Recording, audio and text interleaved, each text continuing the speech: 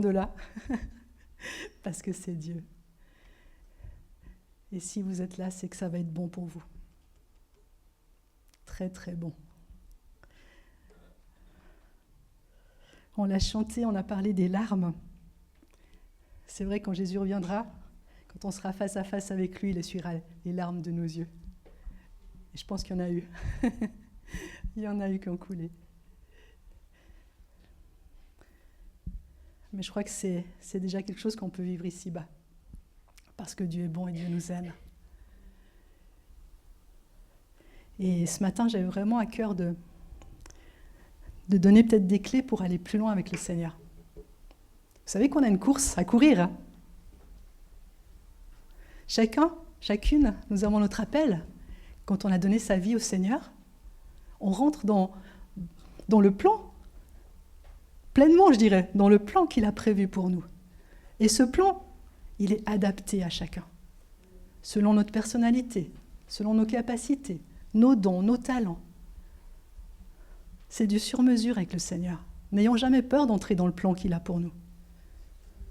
Au contraire, dévier un peu de chaque côté ou résister, on perd du temps et de l'énergie. Et je crois qu'on n'est pas pleinement épanoui. Mais le plan de Dieu pour chacun de nous, il est merveilleux. Est-ce qu'on souhaite aller plus loin avec le Seigneur ce matin ? Alléluia, moi oui. Et vous aussi, je le vois dans vos yeux. Alléluia. On va lire dans Philippiens 3, au verset 12. Paul avait compris cela, et il écrivait. Et on parle de l'apôtre Paul, on sait tout ce qu'il a fait, tout ce qu'il a accompli pour le Seigneur. Il a révolutionné l'Europe en apportant l'Évangile. Ce n'est pas que j'ai déjà remporté le prix ou que j'ai déjà atteint la perfection, mais je poursuis ma course afin de le saisir, puisque moi aussi j'ai été saisi par le Christ Jésus. Est-ce qu'on a été saisi par Christ ? Amen. Ça a peut-être été petit à petit, ça a peut-être été une date précise où tout a basculé pour nous. On a dit oui Seigneur, je te veux dans ma vie, je te veux comme sauveur et je te veux comme Seigneur. Et je vous assure qu'il y a un avant et un après. Il y a un avant et un après. Autant on a pu galérer avant, autant après on n'est plus seul à affronter les galères. On n'est plus seul. On n'est plus seul. On a été saisi par Christ. Paul continue, « Frères, pour moi-même, je n'estime pas encore avoir saisi le prix, mais je fais une chose. » On va rester sur ce « une chose ». Oubliant ce qui est en arrière et tendons vers ce qui est en avant. Oubliant ce qui est en arrière et tendons vers ce qui est en avant. Je cours vers le but pour obtenir le prix de la vocation céleste en Dieu, en Jésus-Christ. Qu'est-ce qu'on fait pour courir vers le but ?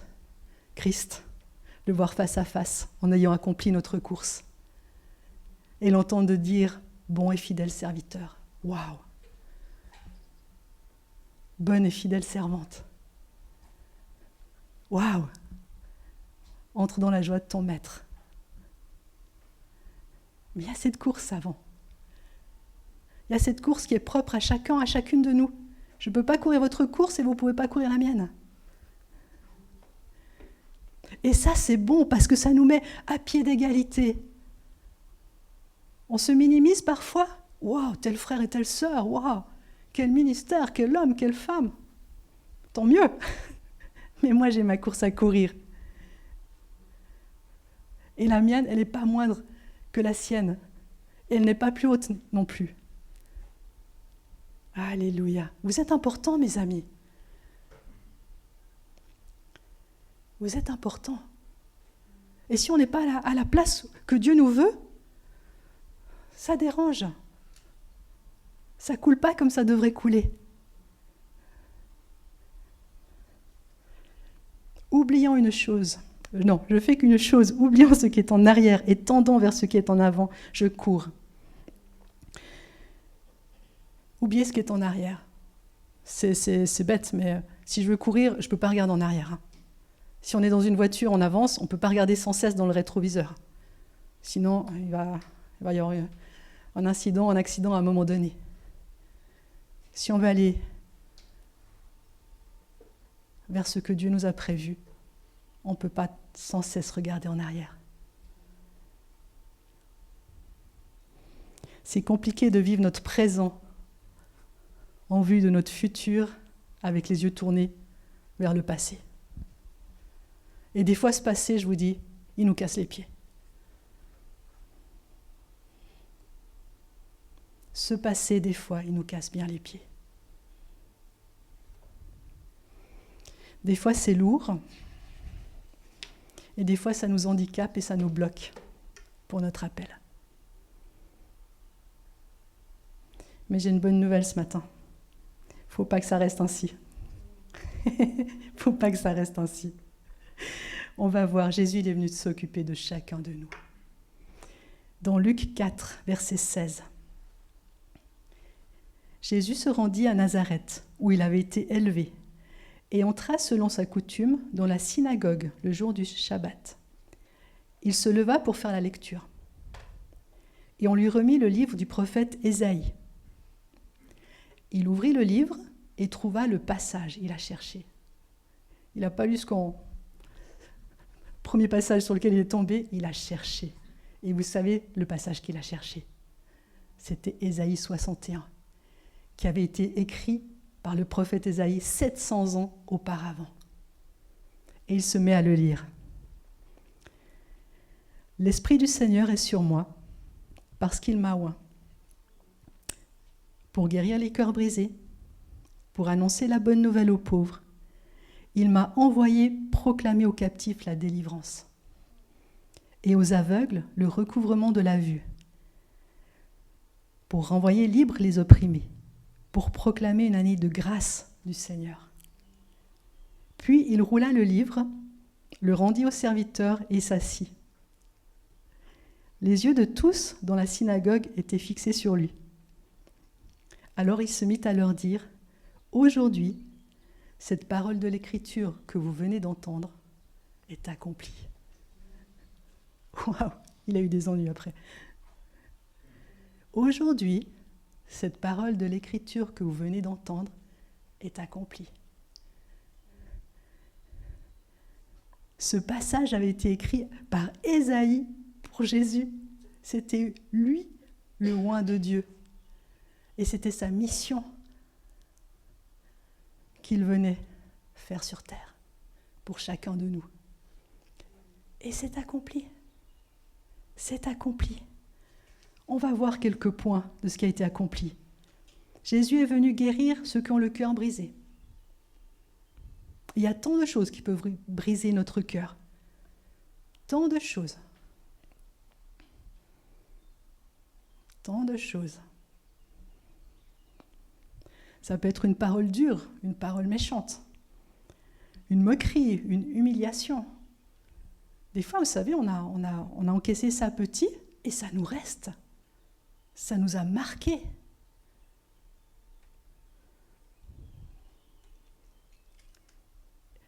Et ça peut biaiser notre vie future. Les paroles qu'on a entendues. Waouh! Peut-être que maintenant on fait un peu plus attention avec nos enfants, mais il y a un temps où c'était rude. On encaissait tout et n'importe quoi. Et venant de personnes qui se devaient d'être aimantes, ou des personnes d'autorité, ça avait encore plus d'importance dans notre cœur. Mais rappelons-nous que nous sommes une personne précieuse. Toi et moi, nous sommes précieux. Dieu, il n'a pas hésité à envoyer son Fils parce que ça valait la peine avec toi. Il n'a pas hésité. Il n'a pas hésité à envoyer son Fils pour que tu sois réconcilié avec ton Père céleste. Waouh! Voilà le prix que nous avons. Laissons-nous consoler par la parole. Tout ce qui est dit à notre propos, c'est la vérité. Et quand on passe du temps avec le Seigneur, quand on passe du temps à lire sa parole, à comprendre toujours davantage ce qu'il pense de nous. Ça guérit, ça guérit, ça guérit.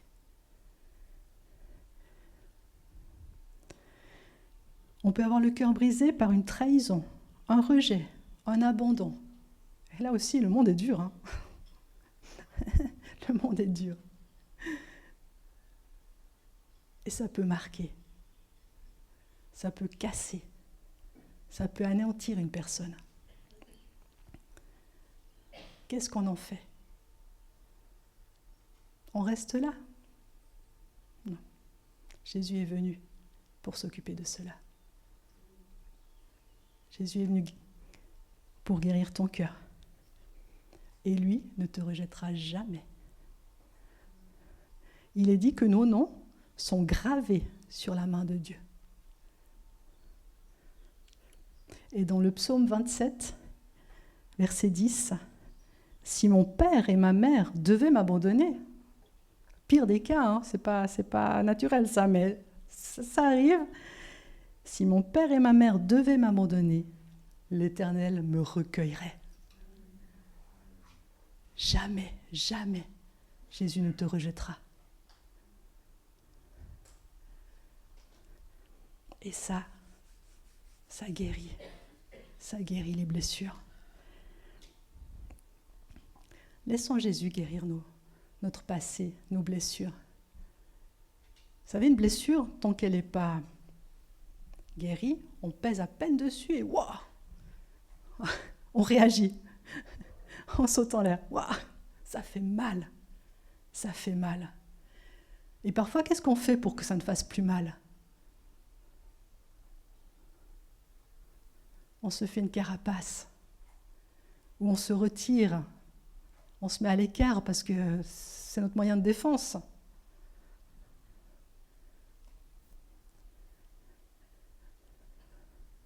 On s'endurcit peut-être.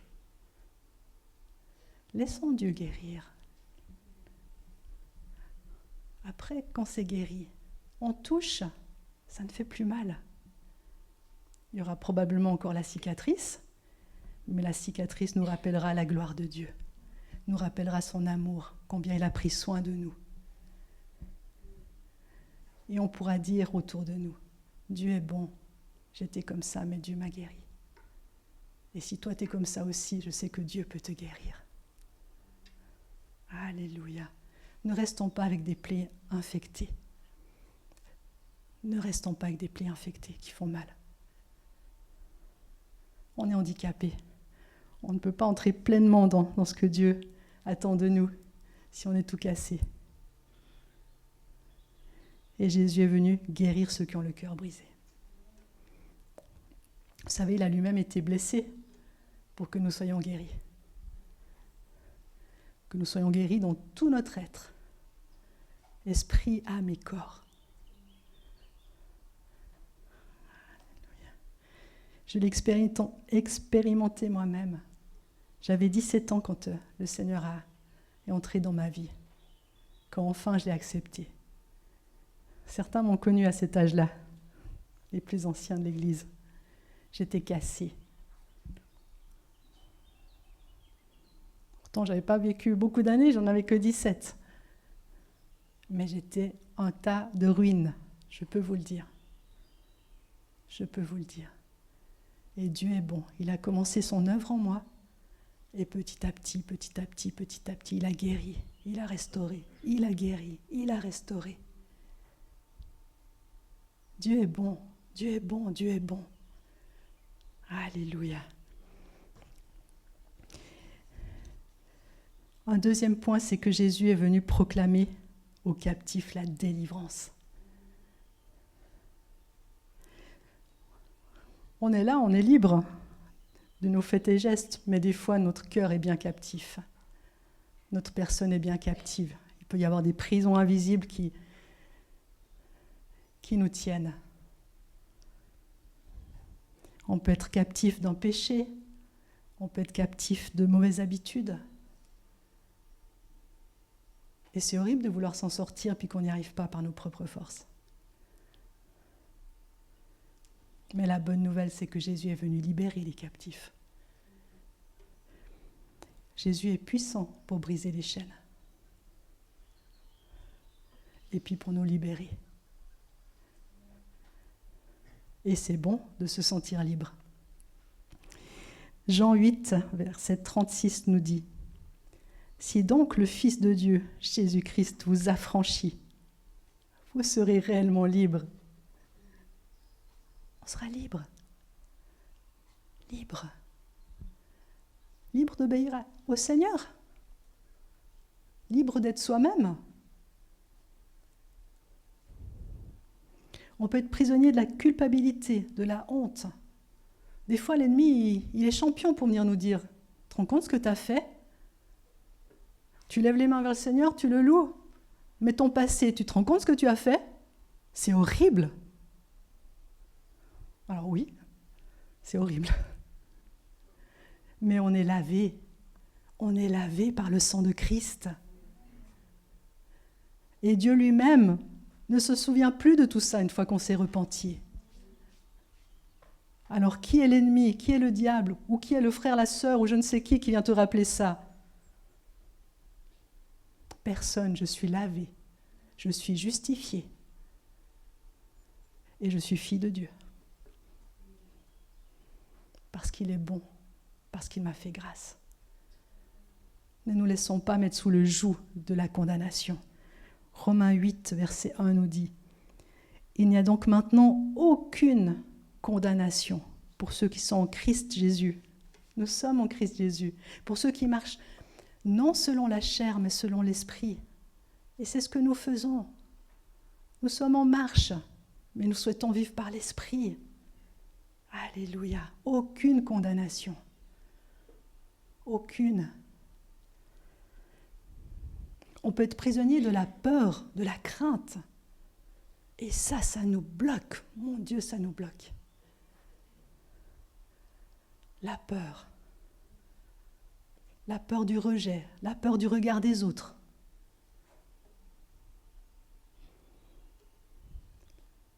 La peur du manque.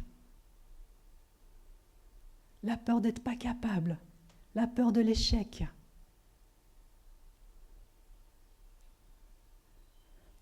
La bonne nouvelle, c'est que Jésus est venu nous affranchir de la peur. Nous sommes dans ses sûres mains. On se trompe. Ça arrive, ça arrivera encore probablement. On demande pardon s'il le faut. On se relève et on fera mieux, par sa grâce. Mais avançons. Osons, obéissons à ce que Dieu nous dit.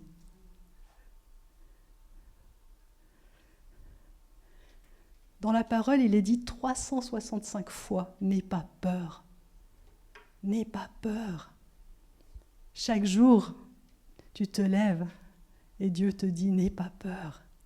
Toute l'année, même les années bissextiles, n'aie pas peur.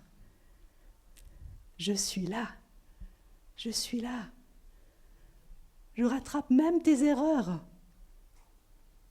Oui.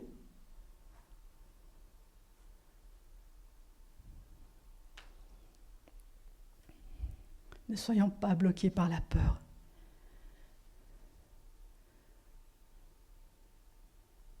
On se coince avec ça.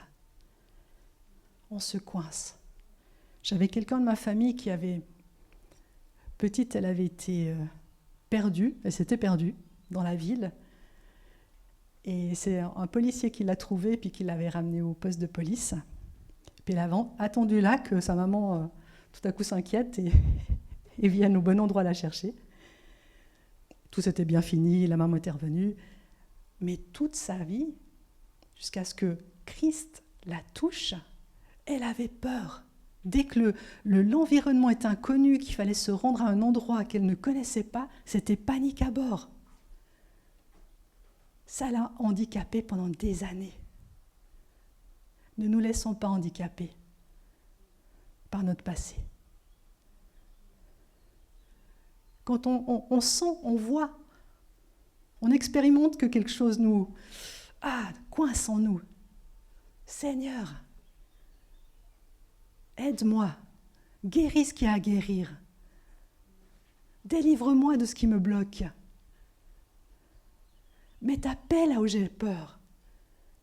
Et il le fait, il nous veut libres. Il nous veut libres. Libres. Libres d'être qui on est. Alléluia.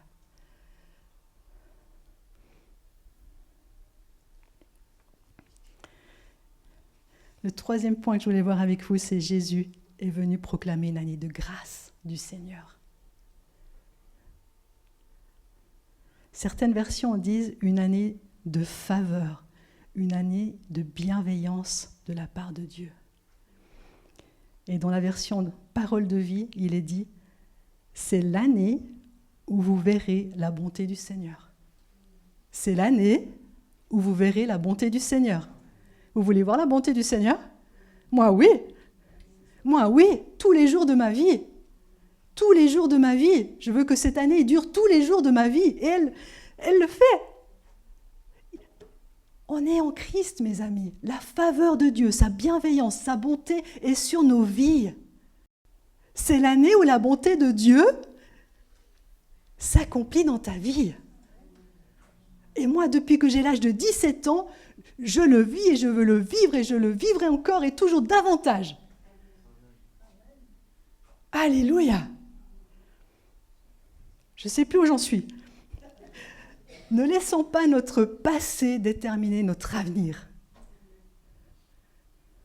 Quand on se retourne et qu'on voit ce qu'on a vécu, ça devrait être pour dire merci Seigneur. Merci Seigneur. Dans toutes les galères où j'ai été, tu m'as rattrapé. Alléluia. Tu m'as fait justice. Tu as été en ma faveur. Tu as retourné des situations impossibles. Mais tu es le Dieu de l'impossible. Alléluia.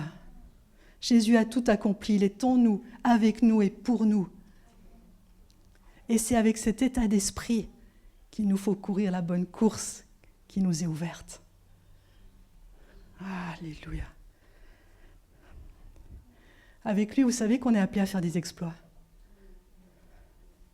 Des exploits. On planifie nos vies et c'est bon. Seigneur, qu'est-ce que tu veux que je fasse ? Quelles sont les bonnes décisions à prendre ?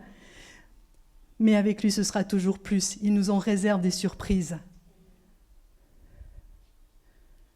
Il nous en réserve des surprises. Waouh ! Waouh ! Alléluia. Cette semaine, j'ai reçu une image. Une image pour quelqu'un. Je sais que c'est pour quelqu'un.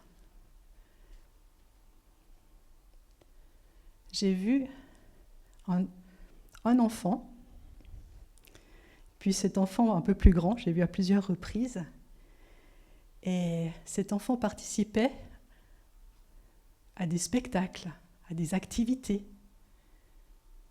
Et à chaque fois, j'ai vu les différentes scènes, à chaque fois, Dieu le Père, ton Père céleste, était assis sur les gradins.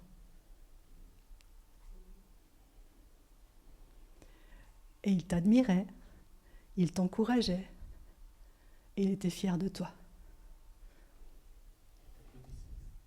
Certainement, je n'ai pas vu applaudir, mais il était fier de toi.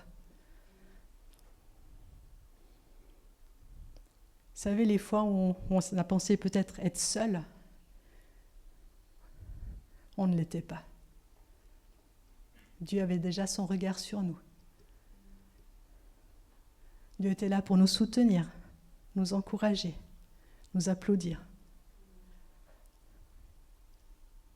et attendre qu'on lui court dans les bras. Alléluia.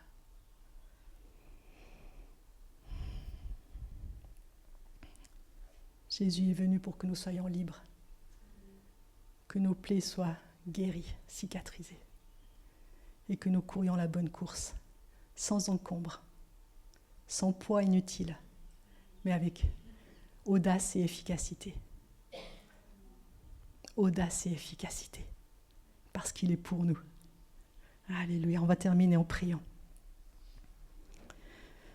Seigneur, je te remercie pour tout l'amour que tu portes pour chacun de nous. Merci d'avoir accepté de venir sur terre.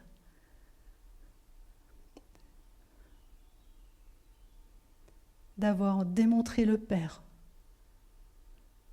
D'avoir souffert pour chacun de nous. D'avoir payé à la croix.